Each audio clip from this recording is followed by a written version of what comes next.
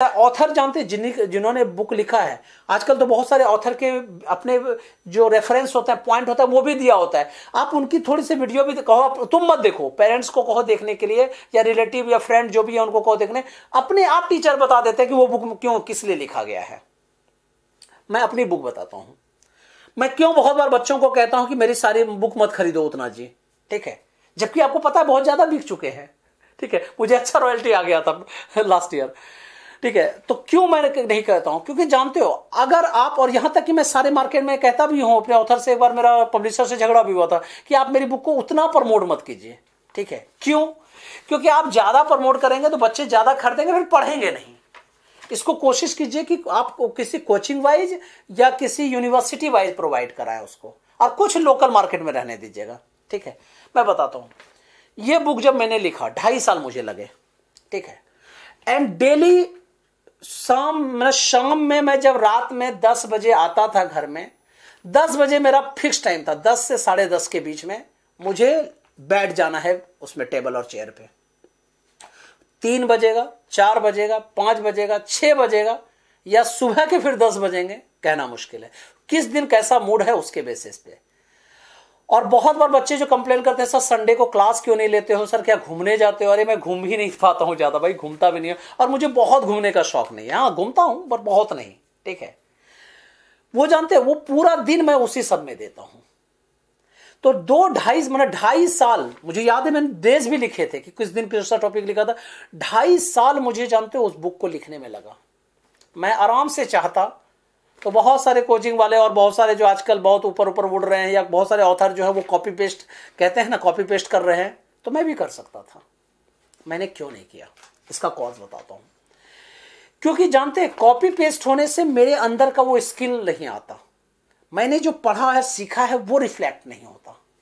हाँ कुछ क्वेश्चन मैंने जरूर लिए हैं और उसको इतना मॉड्यूलेट कर दिया है, उतना उसको ट्रांसफॉर्म कर दिया है कि खुद जब उस ऑथर को मैंने सुनाया, मैंने वो जिन सर का जो है मैंने क्वेश्चन लिया था, और वो थर्मल फिजिक्स का क्वेश्चन लिया था मैंने, और उन सर को फिर मैंने कहा सर देखिए ये सब सारे क्वेश्चन है, ये मैंने सॉल्यूशन दिया है, और ये क्वेश्चन कैसा है सर? उन्होंने कहा बहुत अच्छा। वो बहुत मीठा बोलते हैं वो सर, बोलते हैं नहीं हर्ष बहुत अच्छा, तुमने बहुत अच्छा काम किया है। मैंने कहा सर ये क्वेश्चन आपके हैं। अरे यार बिलीव ही नहीं होता, ठीक है। मैंने कहा हाँ देखिए क्वेश्चन नंबर इससे, देखो सेम क्वेश्चन नहीं है, उस क्वेश्चन से इन्फ्लुएंस हो सकते हैं आप, ठीक है। लेकिन हाँ कोशिश क्या करो कि आप जो पढ़े हो ना, उससे जब आप निकालेंगे तो वो बहुत क्वालिटी वाइज बात होगी। तो इसलिए, और अभी तो मैं पब्लिशर से मैं इस बार ये भी कर रहा हूं कि अभी मैं उसको फिर अपने से मैं नए तरीके से बुक को फिर पब्लिश कराऊंगा, ठीक है, क्योंकि बहुत कुछ मैंने अपडेट किया है, ठीक है। तो कहने का मतलब यह है कि कोशिश कीजिए कि वो जो बुक मतलब बुक जो है कुछ ऐसी बुक्स लो, क्योंकि देखो मैं जो बताना चाह रहा था वो मैं भूल गया, थोड़ा सा फिर बताता हूं कि वो जो बुक है मैं किस किस के लिए लिखा। ना ही मैंने उस बुक जो है सिर्फ जेई के बच्चों के लिए नहीं लिखा, सिर्फ 11-12 के बच्चों के लिए नहीं लिखा। जब मैं बुक लिख रहा था तो मेरे दिमाग में यह था कि मेरा 11-12 का बच्चा भी देखे और कहे कि सर ने बहुत अच्छी बुक लिखी है, ठीक है, सारा टॉपिक मिल रहा है, सारा समझ में आ रहा है, ठीक है। कोई जेई का बच्चा देखे तो कहे कि इस लेवल के भी क्वेश्चन है जो मैं मेंस और एडवांस निकाल सकता हूं, ठीक है। जब कोई नीट का बच्चा देखे सर ऐसे क्वेश्चन भी लिखे हुए हैं, नीट डाला हुआ है, ठीक है। उस समय तो बहुत बार नीट नहीं भी हुआ करता था, सीबीएसई पीएमटी होता था, पीएमटी बहुत बार लिखा है मैंने। तो ऐसा हो कि उसमें पीएमटी का झलक दिखना चाहिए, मेरा पीएमटी वाले का सिलेक्शन होना चाहिए। फिर मेरे दिमाग में था कि ये एनडीए वाले बच्चे भी कहेंगे सर फिजिक्स एनडीए भी हो जाए, और कुछ बच्चे सिविल सर्विस की जो तैयारी करते हैं उनको भी कुछ टॉपिक जो पढ़ना चाहते हैं उसमें सारा मिल जाए।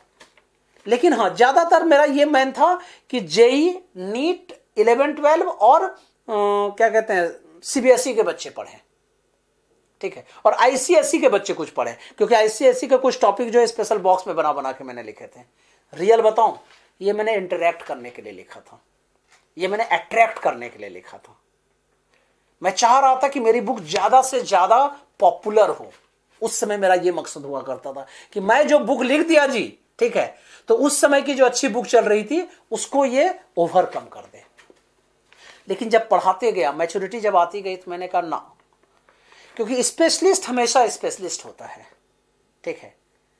उसमें जो फ्रेम है, अगर बच्चा सबको पढ़ने लगे, देखो बच्चों को उतनी समझ नहीं होती है, इसी के लिए तो एक अच्छे प्रोफेसर की जरूरत होती है।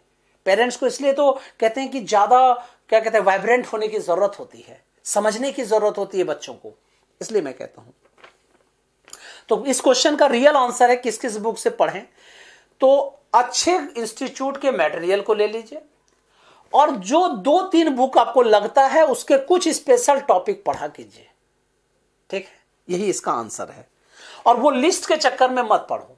और वो मैं खुद बताता हूं, रेसनिक हेलिडेज बुक अभी आप लोगों को पढ़ने की नहीं है, ठीक है।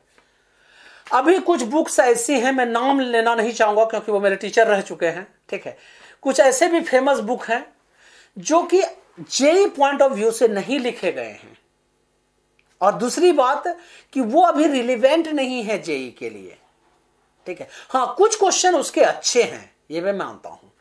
इरोडोम जो है उसको करने की जरूरत ही नहीं पड़ती है। मैं खुद बीटेक के बच्चों को जब पढ़ाता हूं वहां पे, तो वहां इरोडोम का क्वेश्चन कराता हूं मैं, यहां की जरूरत ही नहीं है आप लोगों को। हां, उसके कुछ क्वेश्चन को तोड़ मड़ोड़ के अलग से थोड़ा सिंप्लीफाई करके लिखा गया है, वो आपको पढ़ने की जरूरत है।